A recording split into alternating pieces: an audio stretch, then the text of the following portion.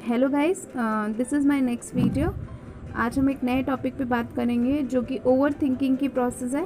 हम देखेंगे कि कोई भी पर्सन ओवर थिंकिंग की स्टेट में क्यों रहता है, ऐसा क्या होता है कि जिस वजह से वो ओवर थिंकिंग की स्टेट में रहते हैं।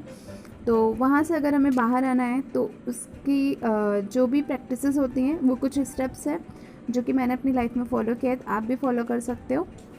तो ओवर थिंकिंग जो है वो कोई भी इवेंट जो आपके लाइफ में मिस हैपनिंग हुआ है, जो आपने कभी सोचा भी नहीं होता है, वो भी आपके साथ होता है।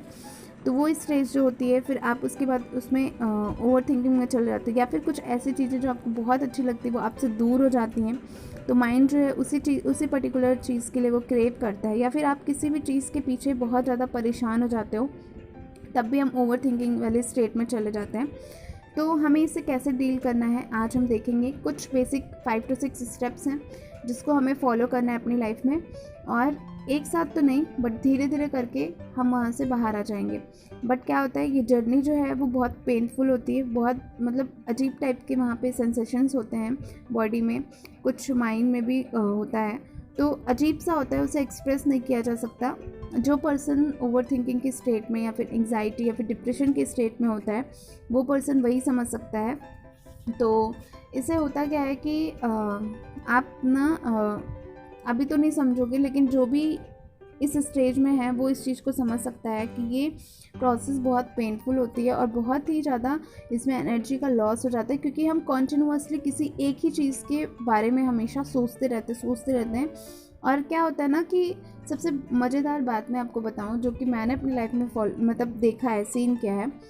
होता क्या है कि वो चीज़ें हमारी लाइफ में जब भी हम हुआ होता है तो वो तो पहले होता है, बट होता क्या है कि जब हो रहा होता है तब तो हमें ये इस चीज़ का रियलाइज़ ही नहीं होता है कि हो क्या रहा है। बट जब वो हो चुका होता है उसके बाद जब हम देखते हैं, तो अब हम क्या करते हैं, ओवर थिंकिंग की स्टेट में कब जाते हैं, हम उस चीज़ को सोच करके। और जब हम सोचने लगते हैं ना, तो वो सारी चीज़ें ऐसा लगता है कि अब यहाँ फिर से होने लगी है, बट वो ऐसा होता नहीं है, वो होती नहीं है, बट हमें वो चीज़ें महसूस होती है कि वो एक्चुअली में हो रही हैं, लेकिन वो हमारे माइंड में होता है। अगर हम शांति से बैठ करके इस चीज़ को देखना स्टार्ट करें ना, कि सिर्फ हम अपने माइंड में बिजी रहते हैं, जो भी कुछ हम अपने आप को बोलते हैं उस पर क्वेश्चन मार्क लगा दें और देखिए क्या ये रियलिटी। तो ऐसा क्या होगा, पहले तो आपको इसमें समझ में ही नहीं आएगा, क्वेश्चनिंग करने में भी आपको थोड़ा डिफिकल्ट होगा। बट जैसे ही आप क्वेश्चनिंग स्टार्ट करते जाओगे, अपने सारे बिलीफ पे आप क्वेश्चन लगा दोगे, क्या ये जो भी कुछ है, क्या ये रियल है, जो भी कुछ मेरे साथ या फिर जो भी कुछ मैंने मान रखा है, क्या ये सबके साथ मेरी जैसे सिचुएशन में क्या सबके साथ होता है। जैसे आपको मान लीजिए एग्जाम्पल, आपको बाइक चलाने से डर लगता है, तो आप अपने आप से क्वेश्चन करिए, आपको डर क्यों लगता है, क्योंकि आपका साइकोलॉजिकल फियर है। और भी तो लोग हैं जो बाइक चला रहे हैं, तो आपको ही क्यों डर लगता है। तो उस डर से हमें डरना नहीं है, उसे फेस करना है। तो अगर हम डर से डर गए तो फिर हम ज़िंदगी भर डर जाएंगे, लेकिन अगर हम डर से निकलना है, हमें डर से, तो हमें क्या करना होगा, वहाँ तक जाना होगा, उस गाड़ी तक जाना होगा और उसे चलाना सीखना होगा, दैट्स इट। तो हमें पहले ये चीज़ देखना होगा कि लोग तो ऐसा कर रहे हैं, तो फिर हम क्यों डर रहे हैं, हम क्यों नहीं कर सकते, वो लोग भी तो कर रहे हैं, तो क्या डिफरेंस है, हमारे उनमें कोई डिफरेंस नहीं है। ठीक है।